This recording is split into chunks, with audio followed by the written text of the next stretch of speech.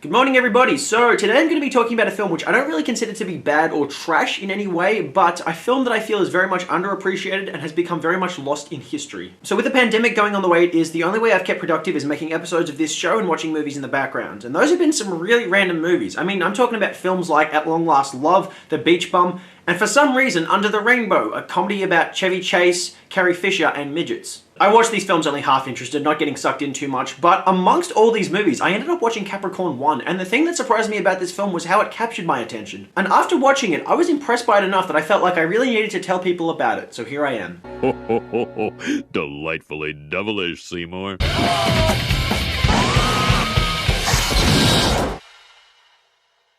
Yes, everybody, welcome back to Delightfully Devilish, the show where we discuss films that all at once meet the criteria of being the good, the bad, and the ugly. I'm your host, Jukebox Harry. Today we are going to be talking about the breakthrough film of director Peter Hyams, Capricorn One. Peter Hyams is a film director who impressed me with his work on 2010 and Timecop. But at the same time, I was far less impressed with his work on Enemies Closer, Sudden Death, End of Days, Hanover Street, Outland, and Running Scared. He also directed A Sound of Thunder, which, as I previously mentioned, ended up looking like this. So that means I've only enjoyed about a quarter of his films. But Capricorn One is a film I've never actually heard anyone say anything to me about. I went into this film completely blind, and I gotta say, I felt quite rewarded for doing that. Capricorn One starts with some intro credits done with a pretty simplistic font and an intense musical score before we are greeted by the image of a rocket and ADR leading us up to a space launch. We see everyone getting ready for the mission. What you're about to do today, I've spent my life.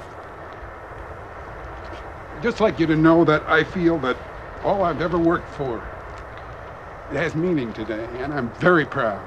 Watching this film the second time around with the knowledge of what was going to come, that line actually felt a little bit on the nose. The three astronauts prepare to launch, but they quickly get pulled out of the rocket by a suit who has them flown to a large facility in some kind of desolate desert location. There, everything is explained to them by Dr. James Calloway. Brew, how long have we known each other? 16 years. That's how long. He then goes into the fact that the American public and even the president were progressively beginning to care less and less about space exploration and more with how much money was being spent on the mission. Congress is on my back. They're looking for a reason to cancel the program. We can't afford another screw-up. And guess what? We had a screw-up. The good people from Con-Amalgamate delivered a life support system cheap enough so they could make a profit on the deal. We found out 2 months ago it won't work. You guys would all be dead in 3 weeks. It's as simple as that. So all I have to do is report that and scrub the mission. Congress has its excuse. The president still has his desk, and we have no more program. All right, that's the end of the speech. Now we're getting to what they call the moment of truth. Who knows about this? Almost nobody. Houston is monitoring the actual flight. All the telemetry is coming from the command module, so are your voices and the medical data. We recorded everything from the practice simulations. They don't know. All we need from you is the actual television transmissions during the flight and the Mars landing, that's all. The spacecraft will land 200 miles off target when it returns to Earth. You'll be flown to an island near that point. From there, you'll be transferred to a helicopter. The helicopter will fly you to the space capsule, and you'll be put inside. Hal Holbrook delivers this entire monologue with a very professional dedication to his line delivery and just the right level of emotion, so it sets the film up with a good start. You thought of everything. I don't know. I hope so. Yeah, I don't know that you did. For you to be able to accept the fake Mars landing story in Capricorn One, you have to be willing to suspend a lot of disbelief, and even if you can get over the bigger picture, there are a lot of meticulous little details going into the story that might just bother you. For example, the rocket itself is still launched, but how is a rocket that was designed to be operated manually by astronauts inside the actual spacecraft now meant to be operated entirely by remote control? And a lot of people who have ongoing involvement with this mission have been left in the dark about this, but what about the doctors at NASA? Aren't the doctors at NASA going to realize when the astronauts come back from the supposed mission that they're not displaying any physical signs of having left Earth's atmosphere? Capricorn One will have you asking a lot of questions, but it doesn't end up answering a lot of them, so you might be a bit disappointed by that. And even if there are logical explanations for a lot of these issues, the film never gives them to you. Calloway explains to the astronauts that to maintain leverage over them, the people involved in the conspiracy are willing to jeopardize the lives of the astronauts' families to ensure their cooperation. They're on the plane together, goddammit! You want it in writing? There's a device, it's on the plane too. There's some people, if I don't give them the all-clear signal, they'll explode it. Don't you understand? It doesn't have to be like this. You have to help. This might be a little difficult for a lot of audiences to believe, but for me, I honestly didn't know what to believe or not, and that mystery, that is what kept me entranced in this moment. Calloway's an interesting character because he seems so human, and yet at the same time, he really speaks of the threatening powers of the people involved. So with that in mind, I really don't know whose best interest he cares about, and that actually makes this story pretty unpredictable. The film then cuts to 2.5 months later, which first of all comes off as a bit of a bad idea, because the astronauts involved in this mission, they've spent that 2 months being held captive, pondering whether or not it's really worth it to lie to everyone when they should be out there making some kind of magnificent scientific achievement. But instead of giving us any major characterization, the film just cuts to the point where the mission's already in too deep. And this starts with a man named Elliot Witter finding some suspicious readings about the mission on his console. He reports it twice but gets disregarded before outlining it in more specific detail to his friend, reporter Robert Caulfield. Those signals couldn't have come from 300 miles. Which signals? The television transmissions. I think I just sobered up. Would you tell me what you just told me again? Caulfield gets called away on a phone call, but when he returns, Witter has disappeared. And then we get a brief but solidly acted scene where the astronauts talk about their disdain for being forced to live a lie. I get 2 little kids. I gotta kiss them and I gotta look in their eyes and tell them I really did this. Robert Caulfield attempts to reach out to Witter only to find that his phone number is now out of order. And then we cut to another 4 months later. The astronauts are communicating with their loved ones on Earth, but Brubaker, played by Thanos' father, James Brolin, begins to get emotional, alerting the higher-ups to the possibility that he could compromise everything. There's something I want to say. When I get back, I'm gonna take him to Yosemite again. Like last summer. Caulfield goes to visit the address of his reporter friend, having apparently decided to wait until July to continue his investigation. See, this doesn't exactly make sense, because if Caulfield was passionate about this investigation, he probably wouldn't have waited this many months to go and try to find Witter, but the film expects audiences to ignore the fact that a massive passage of time has happened. Elliot Witter. There's no one here by that name. Look, I've been here 1,000,000 times. And yet you waited months to physically investigate a friend who was apparently close to you that's now disappeared? Yeah, right. Caulfield finds no trace of Witter having ever lived in that apartment, as if he never existed. And this is one of the plot points that's really hard to believe, the government erasing any existence of this guy. People at this apartment block would have had to have seen him at some point. He would have had to have had some family, or maybe he would have had other friends. But the fact that Witter seems to have just disappeared from existence and history itself, and Caulfield's the only one who actually notices, that's a bit hard to believe. While driving away later on, he finds his car unable to stop. Despite trying the brakes and several other mechanisms, his car just keeps increasing in speed. I don't know how this works, or how it only began to impact his car now when he's out in the middle of his drive, but I'm willing to ignore this. We get a runaway car scene shot mostly from the perspective of the car itself, using first-person cinematography angles. This took me a second to get used to because I could forgive the simplistic technique behind how the scene was shot due to the age of the film, but at the same time, this film came out a year after Smokey and the Bandit proved that car chases could be captured with a much greater degree of excitement. Even the far less expensive film, The French Connection, had one of the most intense and technically competent chase scenes in film history when it was released back in 1971. And 3 years before that, we had the unforgettable chase scene from the Steve McQueen film Bullet. Capricorn One's runaway car scene really just isn't up to standard by comparison, although it is just one small aspect of the bigger picture in the film, so even if it isn't the highest standard of filmmaking, it's not exactly bad. Then we cut again, another 2 months into the future, to the point where the astronauts are meant to be returning to Earth. During re-entry, there's a fault with a heat shield aboard the Capricorn One, thus destroying the ship and supposedly everyone on board. Thanos' dad quickly surmises that to preserve the illusion, they'll never be allowed to be seen in public again. Whether this means they'll be kept alive or disposed of isn't certain, but the astronauts don't want to take any chances, so they steal a NASA plane seeking to find any kind of civilization to prove that they're alive. After barely making it off the landing strip, they quickly learn that there is very little fuel left, and so they have to make an emergency landing in the middle of some desert. They decide to split up and go in every direction except the one they came from. And this is the point where the film really gets interesting. Up until this point, things have been a bit slow, inconsistent, and not exploring the full potential of its narrative, but this was an unexpected turn for me. As interesting as the conspiracy thriller narrative is, it is pretty slow burning, so when the film comes along and introduces this survival element to the story, things get a lot more tense, and they give us something more to hold on to. We see Thanos' dad's widow in a scene where she reads her kids a bedtime story as she tries to keep everything together following the supposed death of her husband, and the tone of Brenda Vaccara's performance in this scene is really wonderful. Clocks. Clocks. Right, Sandy, very good.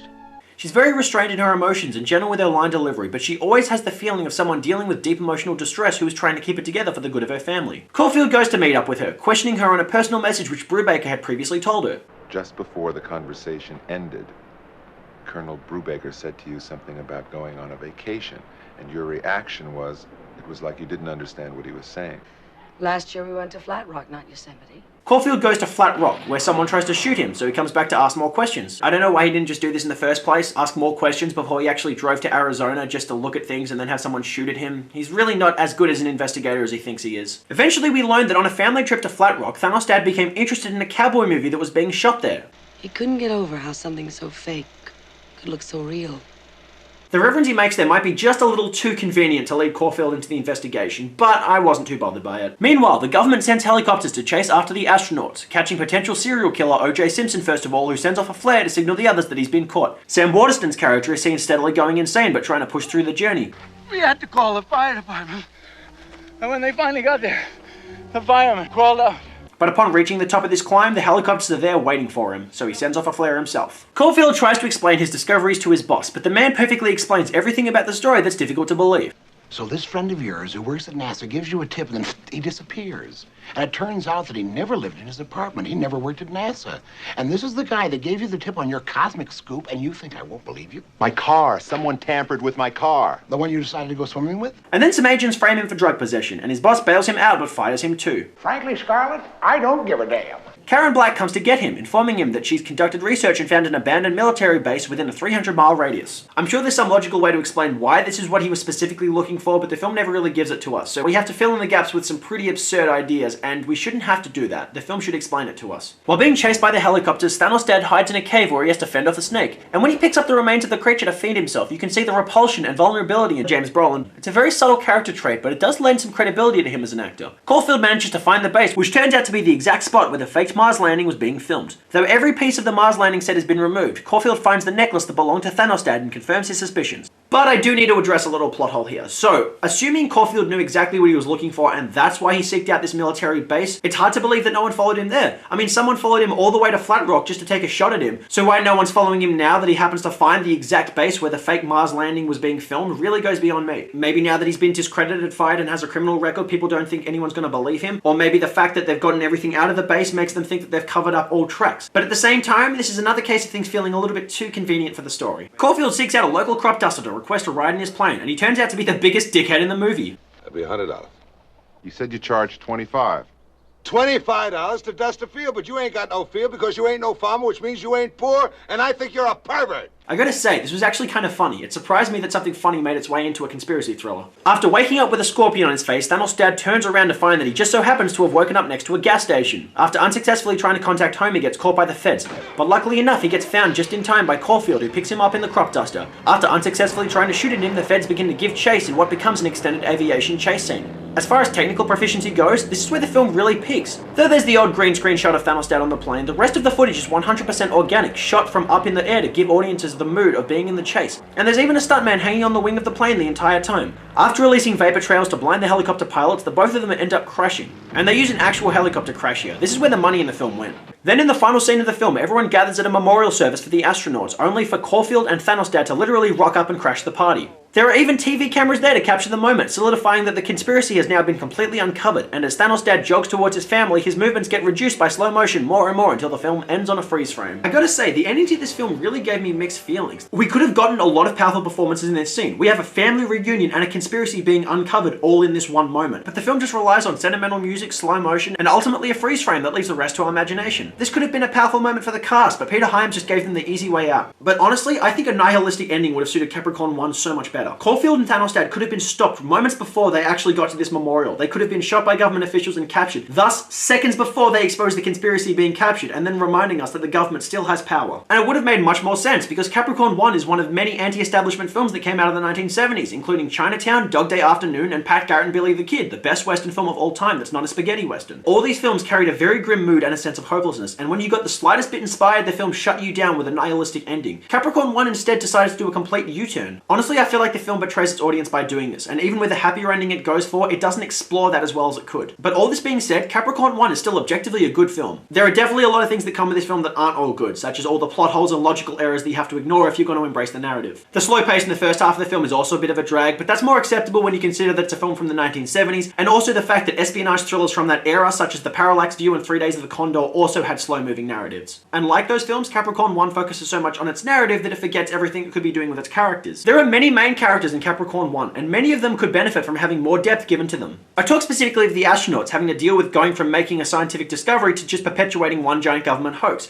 as well as the man who was put in charge of directing the fake mission and betraying his close friend. The film is very subtle with how it deals with this drama, and honestly, it deals with it pretty well, but audiences like me would be hoping for more screen time for these characters to show them dealing with this, and the film just doesn't deliver on that, unfortunately. All this being said, I really did enjoy watching Capricorn One, though I will say watching it the second time, that was when I started to pick apart a lot of the errors that I ignored the first time. But it was the first viewing that captured me, because this film really got me thinking. Capricorn One couldn't find anyone to finance it when it was originally written, but after the Watergate Scandal, suddenly there was a need for anti-establishment films, and this movie found financing. The production capitalized on the general public's distrust for authorities, as well as the idea that the moon landing might have been faked. Now, I personally never subscribed to the idea that the moon landing was faked, and I also appreciate the fact that this film decided to go with a different mission to the moon landing, because that way it avoids any association with that exact conspiracy crowd, who can be known to be a little bit nutty. Despite its political content, Capricorn One is pretty neutral on the idea that the moon landing was faked, but at the same time it does have audiences asking themselves, what if it was faked? The film explains why the government would have been so motivated to do it and how it could have been done, even if it doesn't mend all the cracks in its argument. Theoretically, if the government did fake the moon landing, what would happen if the astronauts supposedly died upon re-entering the Earth's atmosphere? What would they do with the astronauts? Interestingly enough, this film never actually tells us. When the astronauts get picked up in the desert, we never see them again. We don't know if they're held captive, we don't know if they're executed, we have no idea what happens. Although we do learn later in the film that government officials were willing to shoot people to keep them quiet. The government in Capricorn One is portrayed as a very mysterious villainous entity, and honestly it's very easy to believe that. The distrust for the government that sparked in the 1970s is rampant today. Watergate scandals happen on a weekly basis. No one trusts anyone anymore. The theme of distrust in this film still holds up decades later, and while films like The Parallax View and 3 Days of the Condor may feel a little bit dated, the thing about Capricorn One is it actually has a much wider appeal. Those films were good, don't get me wrong, but they're very much products of their time, playing to the 70s audiences who are still shocked by the fact that they can't trust their government. Capricorn One holds up a little bit more because people today are still asking if the moon landing was faked, and they're still asking if Jeffrey Epstein killed himself. Welcome to the Crusty Towers,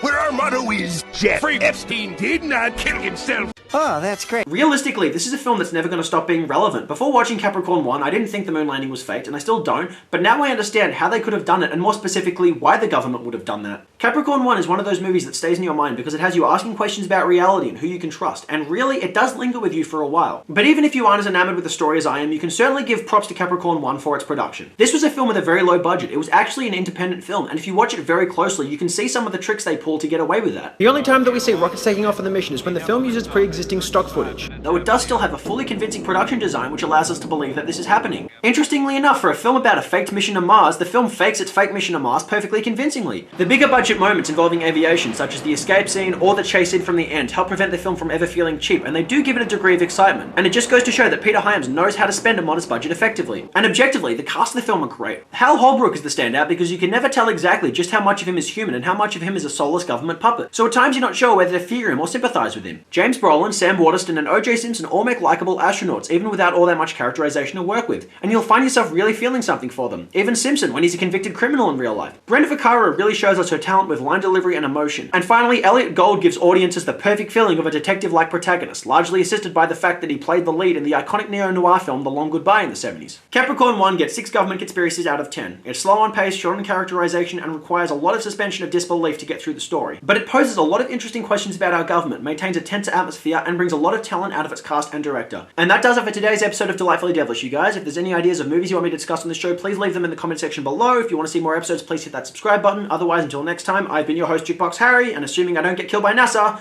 peace.